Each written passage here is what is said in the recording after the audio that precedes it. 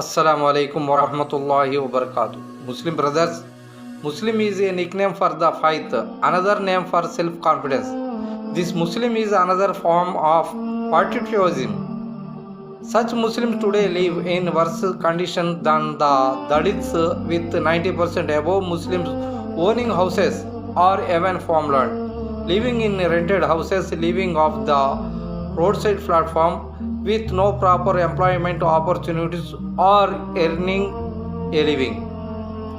Decides, and that was a of 15 years ago. The Justice Sachar Committee and the Ranganath Misra Committee found that Muslims face a socially discriminatory attitude in the social, economic, educational, employment, and political spaces as well as in society. The Sachar Committee concluded that Muslims are behaving innumerable times when they go to government offices with any problems, and that Muslims face social discrimination in all walk of life. The Sachar Committee has asked the government to enact the Muslim Atrocity Act, Minorities Prevention Protection Act, SC/ST Act type atrocity law, MPP Act for the protection and safety of Muslims. However, the rurals did not care. The result was found throw in the basket of the Sachar Committee. Think, my elders brothers are Muslims. Do you know anyone who says that this law at all is one set up for Muslims? As you all know, if Jai Jagan and Jai Chandrababu Naidu win, what is the benefit to our nation? Both are doomed. Okay, let's get to the point.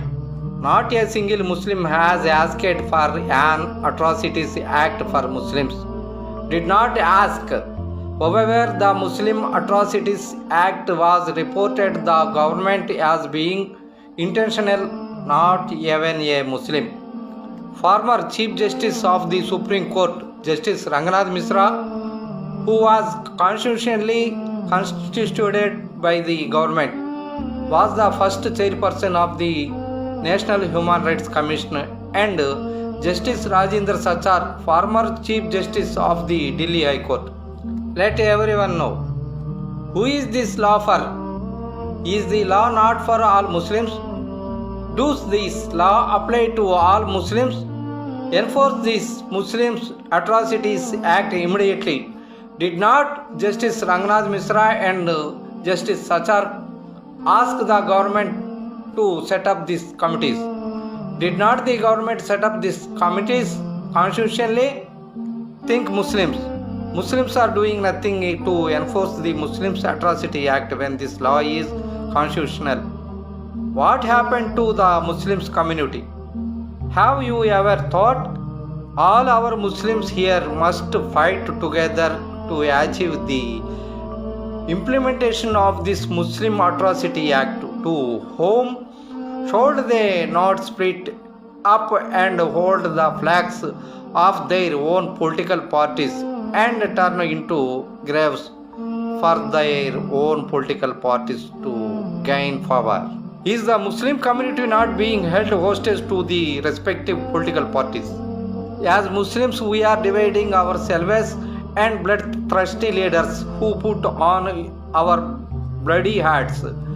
If the goes home, he goes home. This is the situation of our Muslim nation. Well, it does not matter if the political party winner is doing anything for us. They are putting flowers in the ears of Muslims, saying that they have given thousands of crores of rupees in the budget, as if they have given tofas and gifts and uplifted the Muslim community. Who wants it? Do you Muslims want your tofas, gifts, false Islamic bank promises, fraudulent announcements in assembly worth 8,000 crore? Is this why they won the election? It's not. We need it. Muslims Atrocity Act. The Minorities Prevention Protection Act, MPP Act, is required as prescribed by the Sachar Committee constitutionally constituted by the government. Muslims, somebody 10 years of waiting for someone to come and do something. Why should not we be who we are? Let's step forward first, then let's add the following steps. The heartbeat of Muslims can be heard from every home, from every street, from every bazaar, from every colony, from every village, from every town, from every mandal, from every constitutional zone, from every district, from every state to the national capital Delhi. The Muslim community as a whole is listening to the voice of the Muslims. Let us fight until the Muslim Atrocity Act is achieved. The roar of Muslims could be heard all over the country. Let's fight until the Muslim Atrocity Act is enforced. Let us all unite for the betterment of the Muslim nation beyond the political parties. Be united, get organized, take part in this fight, support this struggle. My request to all of you, you please put aside the flags and agendas of your political parties. Until you achieve this Muslim Atrocity Act that we'll all need.